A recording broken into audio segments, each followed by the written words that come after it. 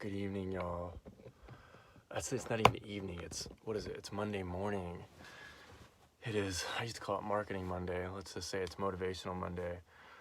OMG, I got the second knock on my van today. I'm now parked behind the VA center at the homeless shelter. And it was like 4:20. I did a load of laundry probably about 10:15 Sunday night, and I'm doing 2 pairs of shoes because they stank, and I knew I was gonna have to go through the dryer twice because I had shoes. But anyways, that's for the end of the story. So I'm sleeping, and like 4:15, another knock on my van, and what I'm finding is, I had that vandalism. What was it, 3 days ago, and I was parked outside of my room at the VA, or at the homeless shelter. And, that was a massive incident, and it was, an eye opener, the fact that, my van is stealthed out, and I'm not in the healthiest place. The majority of people in homeless shelters deal with mental abuse, physical abuse, they are abusive, and violent. So I did a video on that, and so it's like 4:15. I'm sleeping really good. I love sleeping in my van.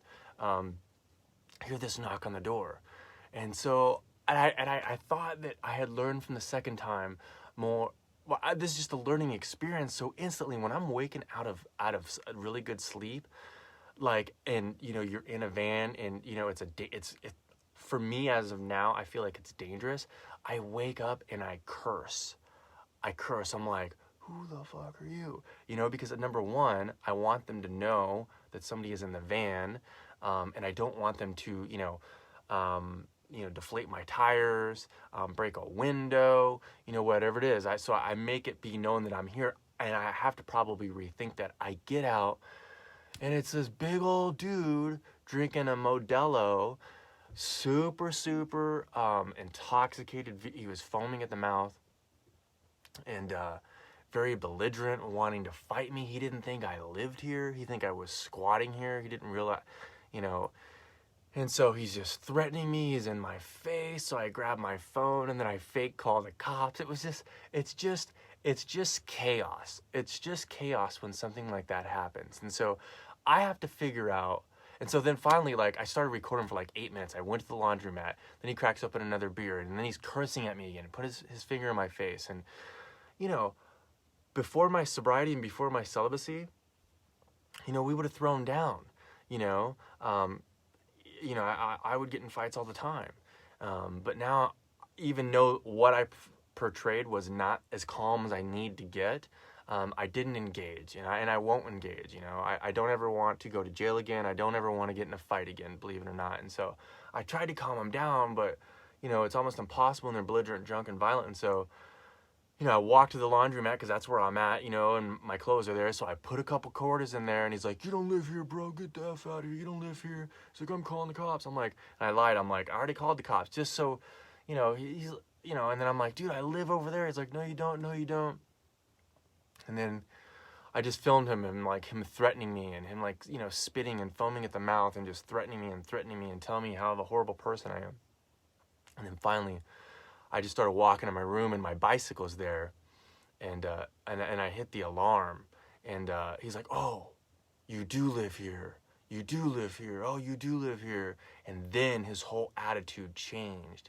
And so what happened is he cracked open another beer. So he's broken like 4 or 5 rules of the homeless shelter, but nobody's here, and it's 4:15, and let me backtrack. I honestly think he knocked on my van to see if anybody was there, but I also think that he was going to break into it.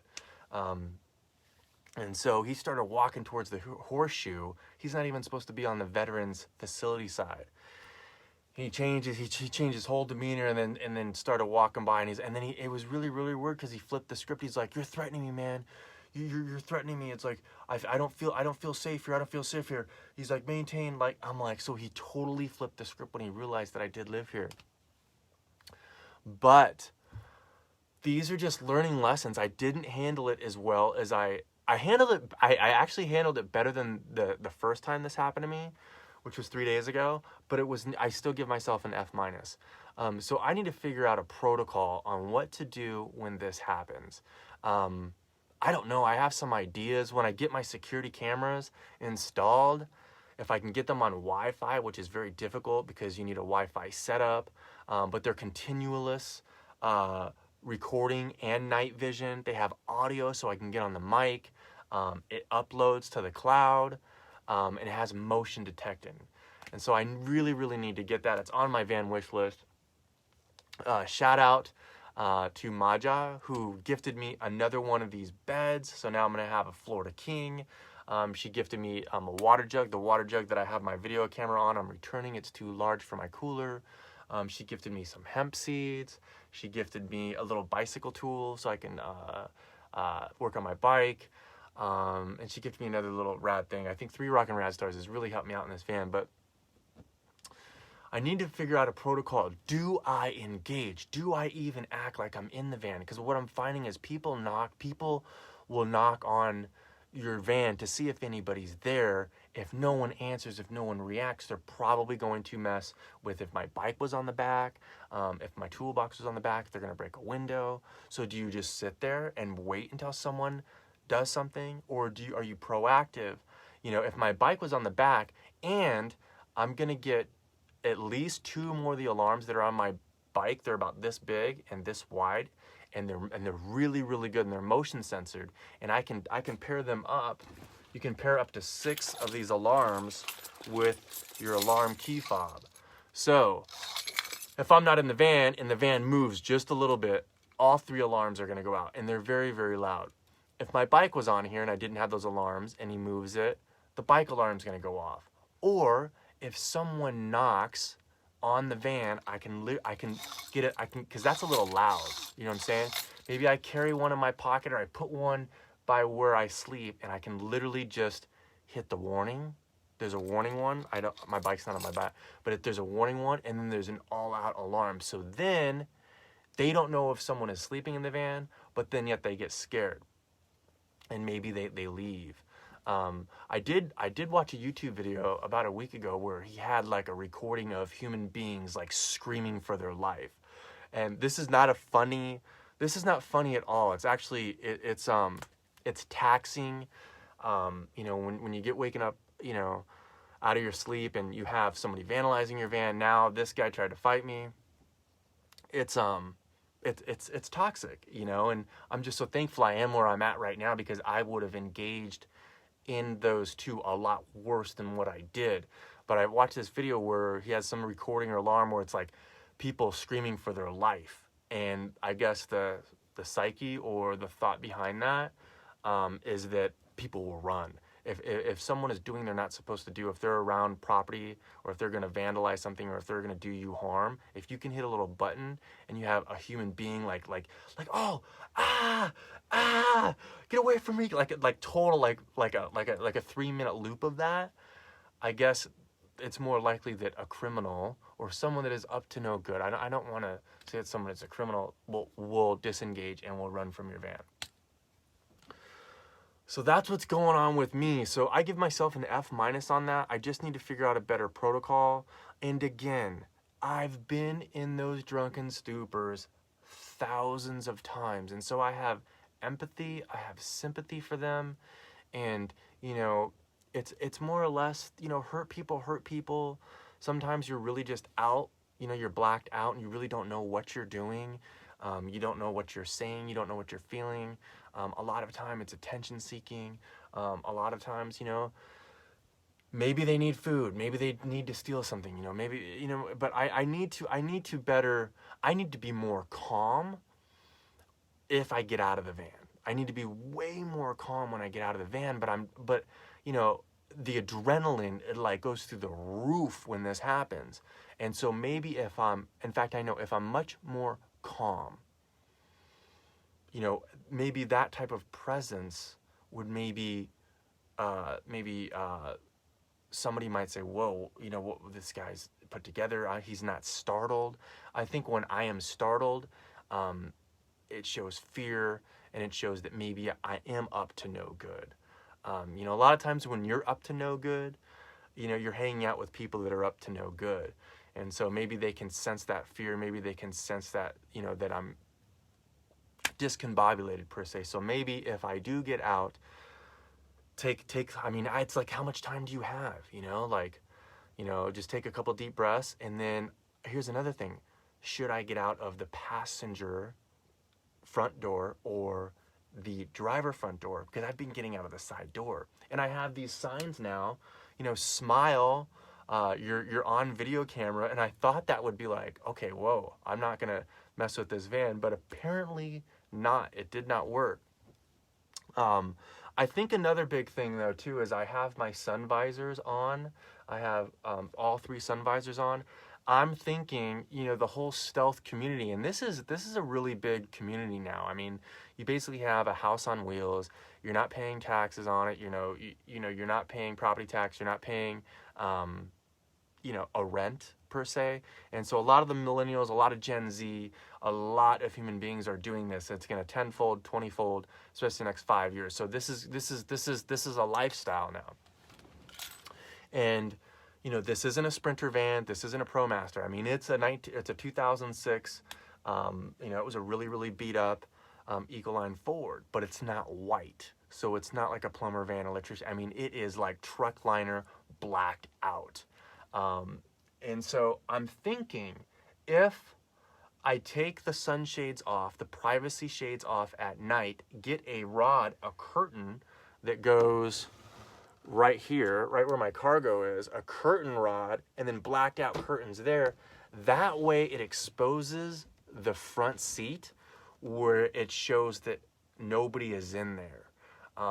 That might be a factor. Maybe people won't engage. People might not want to, you know, try to steal something. Maybe people won't, you know, mess with me because, but I don't know. I mean, maybe if no one's in the front seat and it still has a security camera, and I think an actual security camera, 2 of my Waze, WYZE, 2 of those cameras that are like front and center right by those signs. So you have an exposed front seat, nobody's in there. You have this funny but yet serious sign and 2 cameras.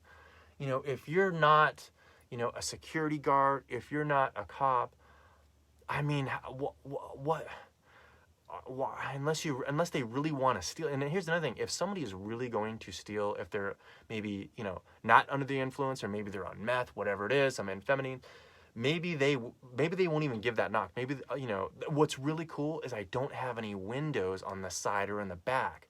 That you're definitely more exposed to the elements. You're definitely more exposed. Somebody can shatter that window. Yes, they can shatter the front passenger and the front driver and the windshield, but at least I'm not exposed here. I did mention that I should probably get some pepper spray or some OC spray.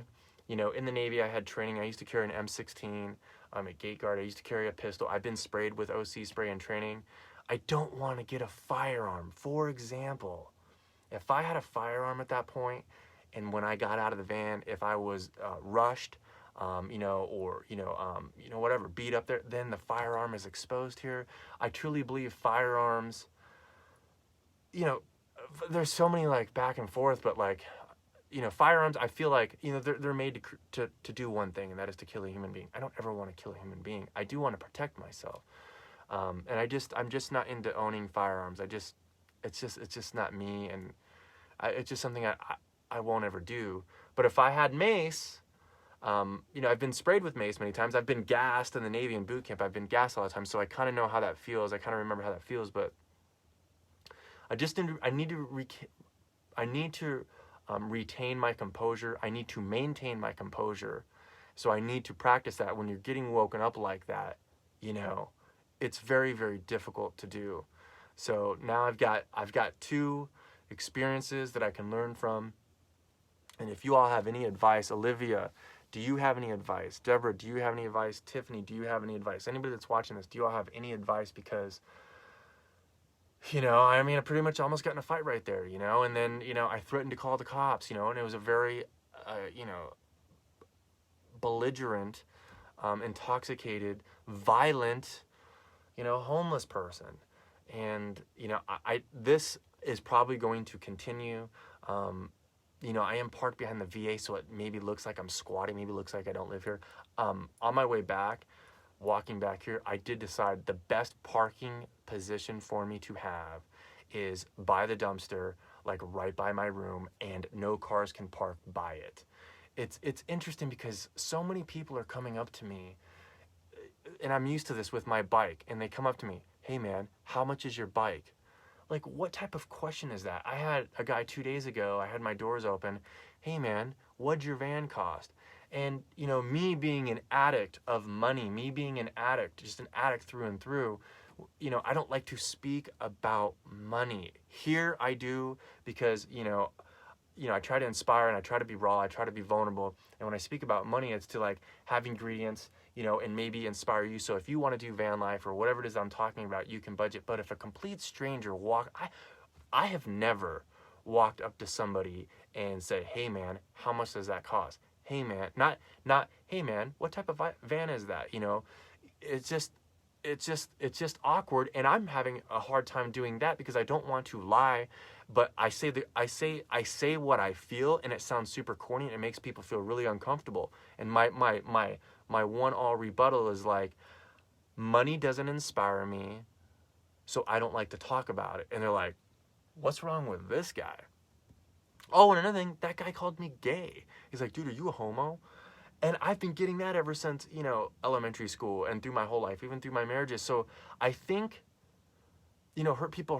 And I think people, when I have, the way that I look, people try to hurt you with words, even when they're in the wrong.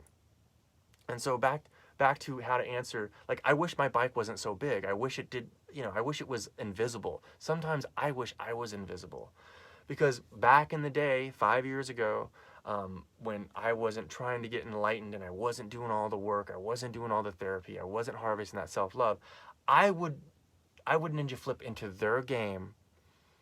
And I'm not saying I would lower myself to their mentality or lower myself, but I would play their game of engagement. And in my mind, that's manipulation and that's hustle. And I don't want to hustle and I don't want to manipulate anybody. So I want to be pure to myself. Sometimes it might sound standoffish, and sometimes it might sound weird. I could simply say, hey, oh, it was $1,500.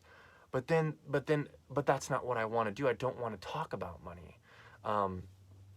And so these are all just learning experiences. I'm telling you all, when you're exposed, when you're not protected behind, millionaire and billionaire fences and safe communities and safety, it forces you to grow. It forces you to expand your mentality. It forces you to expand your mind. It forces you to expand your heart, and it forces you to reevaluate yourself with a high magnifying glass. And a lot of reasons, this is part of my journey, to grow and to sympathize, and to become a better person. So that's why I like to share, with you as something happens. But I need to figure out an optimal way to deal with these type of situations. And it's not easy at a homeless shelter during a pandemic. Let me tell you. Let me tell you. So anyways, that's it. I don't think I'm gonna be able to sleep, which is, kind of sad. I'm gonna go kayaking tomorrow. I drove 30 miles on my bike yesterday to go look at a house in St. Pete. It's not what I wanted. It was right by a main street. They wanted $1,300 for it. I don't want to be by a main street. I want privacy. And my time's running out to get a HUD VASH. If I don't get a house because it runs out, because I wanted to maintain healthy boundaries. A big part of the reason why I'm homeless is because I'm maintaining healthy boundaries, and a lot of people don't understand that. I'm not going to accept anything that is not optimal. In a lot of ways, living on Pinellas Trail is optimal. People don't get it, but you don't have to deal with certain things that maybe you would have to deal if you accept certain curveballs, in life. And I don't want to go backwards. I don't want to go and move into an apartment that is riddled with, drug use and all of that stuff. I just want to, I know what I want. I know what works for me. I know what is healthy for me. I know what will ninja flip me. I know what will ninja flip me into being a better person and maintaining those healthy boundaries for me. They might not work for you, but they're for me. and I'm going to do my best where I don't go backwards and put myself in a toxic situation. A lot of people would say this is super toxic that I'm dealing with, but these are certain things, these are certain sacrifices and learning experiences that I have to go through, personally for me, that I have to go through to find my divine, to find my personal sovereignty. And I think that's why a lot of people don't do it, because it's really, really hard to find out what you really, really want, you know, and not just what is it called? Not just settle. I'm not settling in relationships anymore. I'm not settling what I put into my body anymore. I'm not settling who I give my body to anymore. I'm not settling anymore. You know, I love that I'm sober. I love that I'm celibate, and I'm going to continue to be those things because those are my superpowers, and those remind me that I am going in the right direction. And I think that's why it's super hard to get off the bottle. It's super hard, you know, to stop having sex. It's super hard. It's hard. They're all addictions. Everything that I'm ridding myself are addictions. And for me, they were coping mechanisms so I didn't have to deal with the hardships. I didn't have to deal with the pain, the trauma, you know, the failures. So those are easy outs in my opinion. I don't want any more easy outs. You know, I know my time is coming and I know I'm getting very, very close. And so I'm just going to continue to try to unlearn. Like there are some things I did tonight that I will not do anymore. I want to be calm. I want to take deep breaths. I want to find some more optimal ingredients, some optimal toys that can help me achieve where maybe I can execute and behave in a way where an intoxicated, drunk, homeless man might not get triggered by me, even though he is in the wrong by touching someone's property or maybe possibly vandalizing it or stealing it. Maybe I can hold that space at a much elevated space where he can be enlightened in like a ninja second and maybe come to it and be like, well, I'm probably in the wrong. Peace be with you. You know, without me having to do all of these other things that, you know, I am failing at, you know, and just because I'm startled and out of fear. So learning lessons, that's a huge thing to learn. What I just you know, rapped with you about, that last part, all of these are learning lessons, and it's all about awareness. And my awareness is through the roof compared to where it used to be, trust me, but I'm still such a rookie. I have so much more to learn, so much awareness to learn, and so much elevation to learn, so much more, just so much more to learn. So that's it, y'all. I'm probably not gonna get sleep. I'm gonna go get my laundry. Hopefully I can take like a 2-hour nap and then continue to play. I might go play with Michael today. I am gonna move my van to that other spot. And again, I don't have registration right now. Hopefully the DMV opens today, even if it's 25% capacity, so I can go get that, because that's a big thing too. Running around in a stealth van with no registration, that's a lot of eyeballs, you know, that people are looking at me too. So I think that's it, y'all. Hi, Heather. Hi, Sue. Hi, Jeanette. Hi, Holly. Thank you so much for giving me this space, this creative space where I can vent, I can share, I can be open, I can be vulnerable and honest. Please, if anybody enjoyed this video, will you please share this video in my group so we can all learn, you all can help me, and we all can rap. It's Ridiculously Raw Authentic Support Group. If you're not a member, please join today, and if you can share this video in there. And if you're not a member of my Speak to the Hand, it's Speak to the Hand. I go over there twice a day and have fun. So again, thank you for this opportunity. I feel like this is very therapeutic, even though it's a lens, that I can just rap and get lovable advice and support. So I appreciate you all. Have an amazing Motivational Monday. As always, keep it